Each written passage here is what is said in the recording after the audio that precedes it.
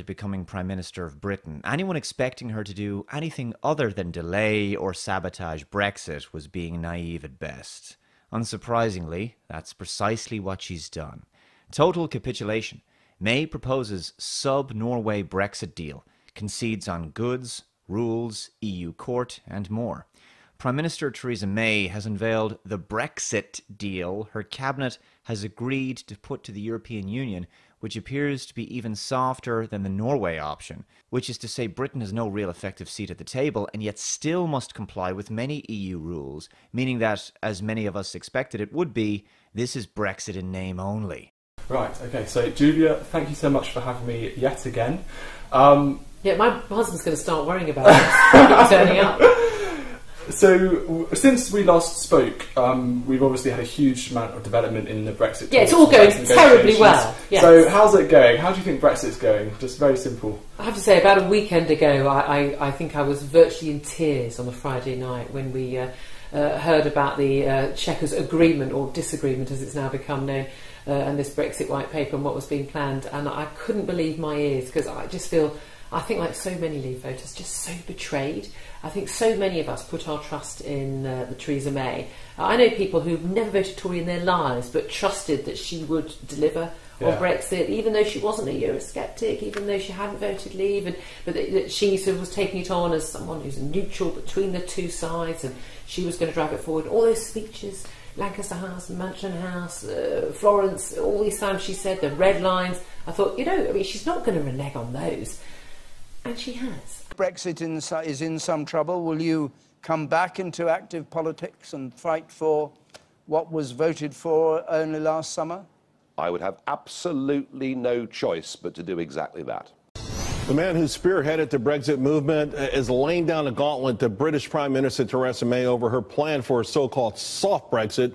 In fact, Nigel Farage threatening to return as the leader of the Independence Party unless Brexit is put back on track. And the man himself joins us, Fox News contributor Nigel Farage, via the telephone. Sir, thanks for joining us. Good evening. I know it's been a crazy, hectic day for you.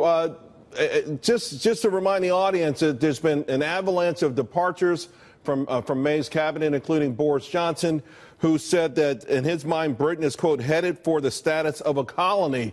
Certainly that's not what you had in mind when you helped as one of the architects of the Brexit plan. No, that's right. I mean, look, I spent 25 years trying to promote the argument that the European Union was a globalist project that would take away our liberty, our freedoms, our democracy, and that's exactly what it did. And I forced it. I led a rebellion in British politics, unlike anything seen in modern times. I forced the Conservative government to give us a referendum, despite everything, all the big companies, President Obama, everybody coming and telling us not to vote Brexit. We voted Brexit. And I said, look, I'm not a career politician. I got into this to try and change our country's history. I felt I'd done it.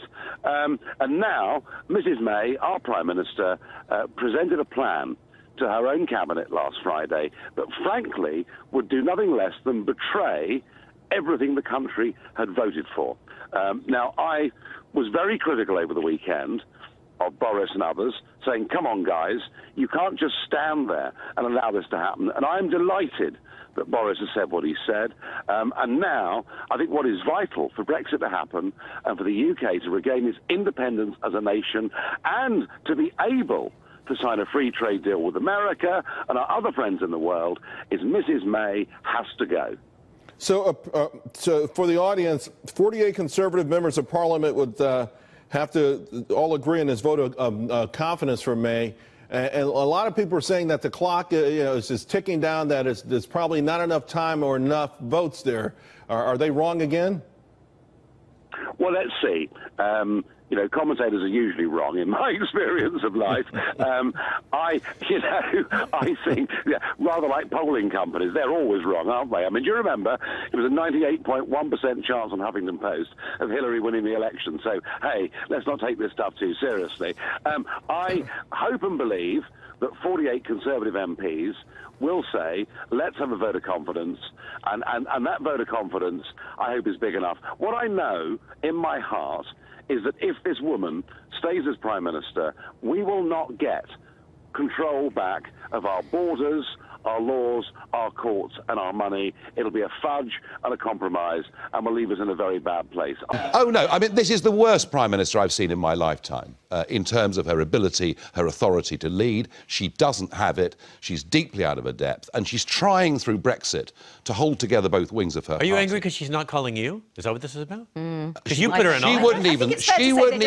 wouldn't even speak to me. I was a businessman who went into politics because I wanted to change things. I thought I had changed things. Now I see this woman, Prime Minister, trying to overturn all of our achievements. And if they don't get rid of her and don't get it back on track, then I will, next spring, come back into the front line of British politics. And I tell you what, if I have to do this again, next time, no more Mr. Nice Guy.